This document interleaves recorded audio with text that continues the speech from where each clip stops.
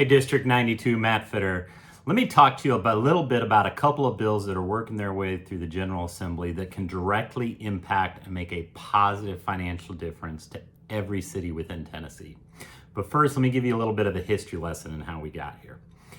Back in 2002, if you were around, you remember that the state of Tennessee had a little bit of a financial problem.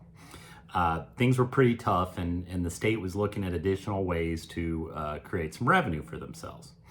And one of the things that occurred was they took the sales tax from 6% to our current 7%. Another thing that occurred is the items that are taxed, the cap used to be up to $1,600 and then $1,601 and above, you did not pay tax.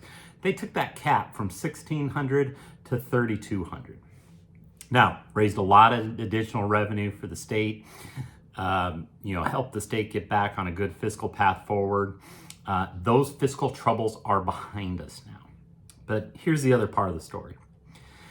Historically, the state sales tax, 4 pennies out of every dollar, just 4% of the sales tax goes back to the municipalities. 92% of all retail sales in Tennessee occurs within a municipality. So that's 92% of the sales tax being generated in Tennessee is being generated out of a city that's got to build roads, take care of water and sewer infrastructure, build schools, educate children, protect and serve their citizens through first responders. They get 4 pennies out of every dollar. Now, back in 2002, when the state took the sales tax from 6% to 7%, that percent bump, the cities didn't get their historical 4 pennies. And that jump from $1,600 to $3,200 for a cap, cities only get to participate up to $1,600. That next $1,600, that 16 to 32, the state gets all of that for themselves. Since 2002, these two changes have created an estimated $2 billion worth of additional revenue for the state.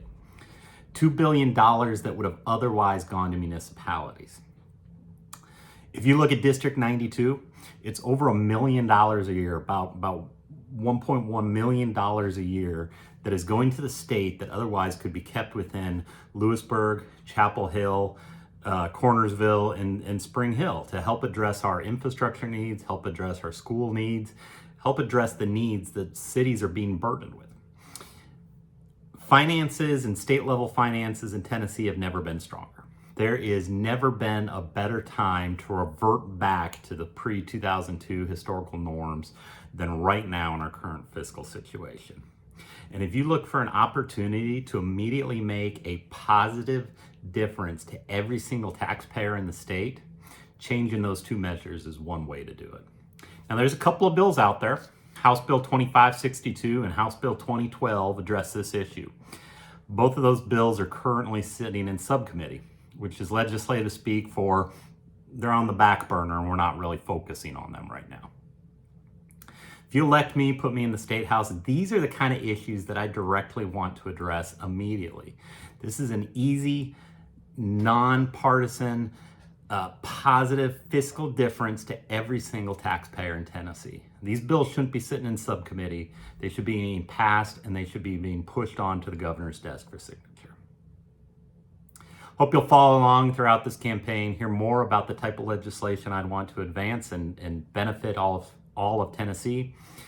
If you got any questions, love to hear from them. Please visit my website, mattfitter.com. Please shoot me an email, matt@mattfitter.com.